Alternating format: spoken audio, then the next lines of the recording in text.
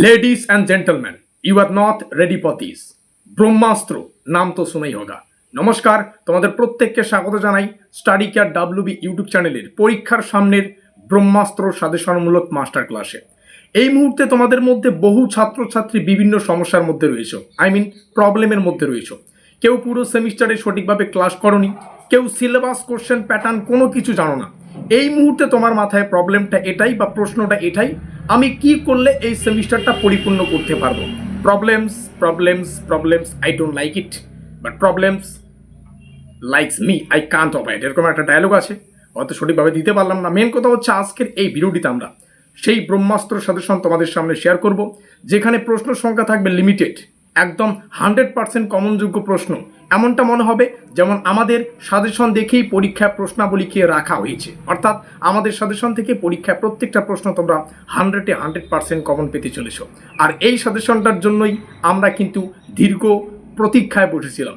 আজকের এই 4 থেকে 5 মিনিটের ভিডিওটা তৈরি করতে আমাদের কিন্তু 4 থেকে 5 দিনের কঠোর পরিশ্রমের প্রয়োজন হয়েছে।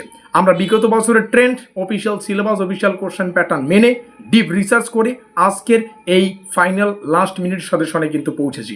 এখানে থাকা প্রত্যেকটা প্রশ্ন ইম্পর্টেন্ট। এখানে থাকা প্রত্যেকটা প্রশ্নের মধ্যে কেউ যদি কিছু সংখ্যক প্রশ্ন ভালো করে প্র্যাকটিস করতে পারো, কেল্লা পথে, লাস্ট বল 6 রান, এটাই সেই সাজেশন। চলো শুরু করছি আজকের এই লাস্ট মিনিটের ব্রহ্মাস্ত্র সাজেশনমূলক মাস্টার ক্লাসটি।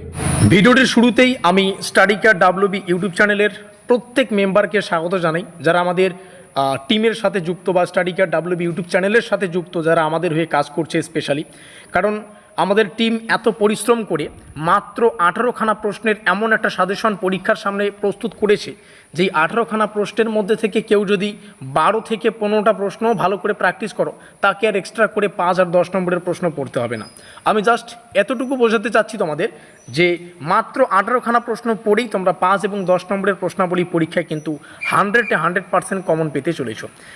যদিও আমাদের একটা পেইড নোটস থাকে, তো নোটের বাইরে তো কোনো কিছু না। আমরা পেইড নোটসটা একদম দীর্ঘ রিসার্চ, বিভিন্ন পরীক্ষা নিরীক্ষা করে তৈরি করি। তো অবশ্যই সাজেশনটা সাজেশন আকারে নেবে, আর যারা পেইড নোটস ফলো করবে তাদের তো সাজেশন ফলো করার কোনো প্রয়োজনই নেই। তো অবশ্যই আমি আমাদের স্টাডি কেয়ার ডাব্লিউবি ইউটিউব চ্যানেলের প্রত্যেক মেম্বারকে ধন্যবাদ জানাতে চাই, তারা এত পরিশ্রম করছে স্পেশালি এই পরীক্ষার সামনে। আর একটা গুরুত্বপূর্ণ অ্যানাউন্স আমি আজকের এই ভিডিওটিতে তোমাদের একটু করে দিতে চাই। আমরা কিন্তু স্টাডি কেয়ার ডাব্লিউবি ইউটিউব চ্যানেলে বেশ কিছু ভালো ছাত্রছাত্রীদের হায়ার করে আমাদের টিমে রাখতে চাই। কেউ যদি ইচ্ছুক হও তাহলে অবশ্যই আমাদের সাথে যোগাযোগ করবে, বা আমরা কিন্তু পার্সোনালি কাউকে হোয়াটসঅ্যাপে টেক্সট করতে পারি।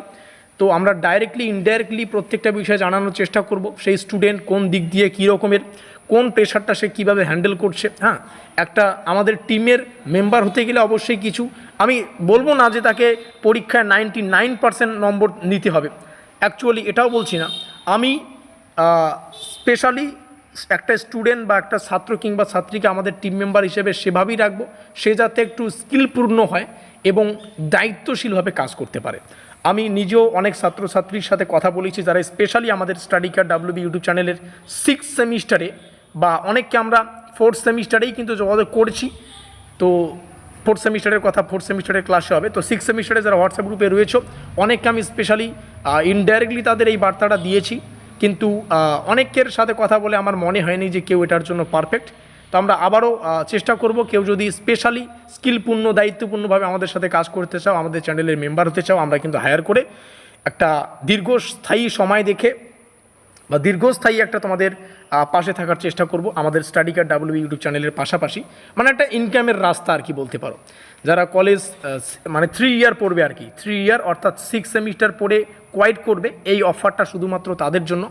আমরা অফার লিমিটেড, মানে সিট কিন্তু লিমিটেড, আমরা লিমিটেড কিছু ছাত্র কিংবা ছাত্রীকে কিন্তু এখানে আমরা হায়ার করার চেষ্টা করছি, এটা জাস্ট বলে দিলাম। তো চলো, অনেকের কাছে হয়তো মেসেজ গিয়েছে, আমি ইনডাইরেক্টলি কোনো কিছু বলিনি। কিছু বলার আগে অবশ্যই তাকে একটু যাচাই করতে হয়, সেই স্টুডেন্টটাকে, সে কতটা দায়িত্বপূর্ণ, সে কতটা কীভাবে কাজ করতে পারবে, আমাকে সে কতটা ভাবে চেনে। তো অবশ্যই ব্যক্তিত্বহীন বলেই আমি তাকে প্রথমে এই সমস্ত বিষয়ে কিন্তু অফার দেওয়ার চেষ্টা করেছি।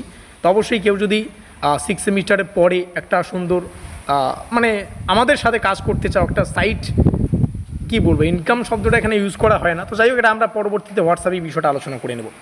তো চলো, স্পেশালি আমাদের পরীক্ষা প্রত্যেকটা কোশ্চেন ইংলিশে থাকে। আমি ইংলিশে সত্যি খুব দুর্বল, এটা হাস্যকর ব্যাপার না। আমি নিজে কখনো এই ব্যাপারটাতে সময় ওয়েস্ট করিনি। আমি সময় এবং টাকা দুটো কিন্তু সঠিক জায়গায় ইনভেস্ট করতে জানি, যার কারণে দেখো দুটোই ইম্পর্টেন্ট, ঠিক আছে? সময়টাই মোস্ট ইম্পর্টেন্ট, সময় অযথা কাউকে দিয়ে লাভ নাই। তো এটা কথা মাথায় রাখবে। তার জন্যই আমি ইংলিশে সময় দেইনি, কারণ আমার ইংলিশ প্রয়োজনও নাই, ইট ডাজ নট ম্যাটার। তো চলো, প্রথম প্রশ্ন, পরিমাপ আর হচ্ছে মূল্যায়ন, এটার ধারণা পড়বে। পরিমাপ মানে মেজারমেন্ট, মূল্যায়ন মানে evaluation. Explain the concept of measurement and evaluation. পরিমাপ ও মূল্যায়নের পরিধি, শিক্ষাক্ষেত্রে পরিমাপ ও মূল্যায়নের গুরুত্ব। এই তিনটা প্রশ্ন থেকে পরীক্ষায় একটা 5 অথবা 10-এর প্রশ্ন তোমরা 100% কমন পাবে। এটা অন স্ক্রিনে আমি বলে দিলাম।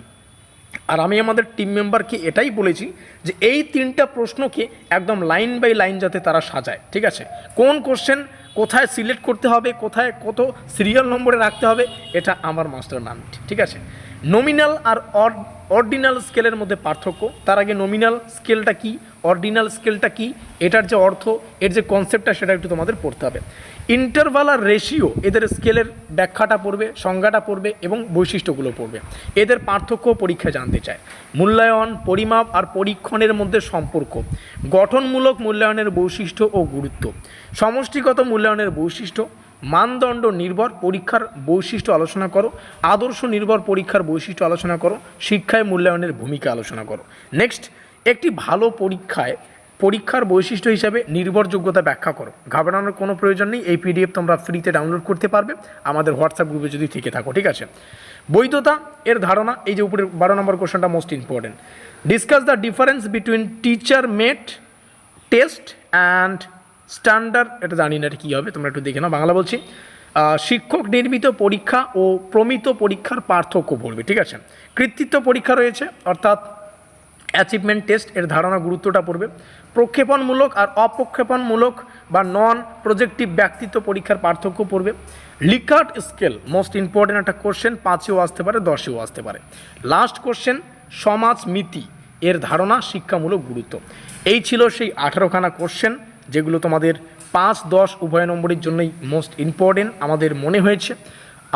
আমি পার্সোনালি এই প্রশ্নগুলিকে সেই দৃষ্টিকোণ থেকে সিরিয়াল নম্বরের আন্ডারে করেছি, যাতে করে শুরু থেকে কেউ যদি পড়া শুরু করো এবং 18টা প্রশ্নের মধ্যে থেকে, যেমনটা বললাম, কেউ যদি 14 থেকে 15টা প্রশ্ন পড়তে পারো, তাকে 5 নম্বরের 10 নম্বরের প্রশ্নগুলোর জন্য পরীক্ষা হলে গিয়ে ওই মুখটা হা করে উপর দিকে চেয়ে থাকতে হবে না, ঠিক আছে? 2 ঘন্টা বসে থাকার কোনো প্রয়োজন নেই, প্রত্যেকটা প্রশ্ন কমন পাবে, লিখে দিয়ে আসতে পারবে। আর যেটা বলছিলাম, এই সিলেবাস থেকে স্পেশালি একান্তই কিছু কোশ্চেন 10 নম্বরের জন্য ইম্পর্টেন্ট হতে পারে, আমরা সেগুলোকে নেক্সট ক্লাসে আলোচনা করার চেষ্টা করব। ভিডিওটিকে শেষ পর্যন্ত দেখার জন্য অসংখ্য ধন্যবাদ।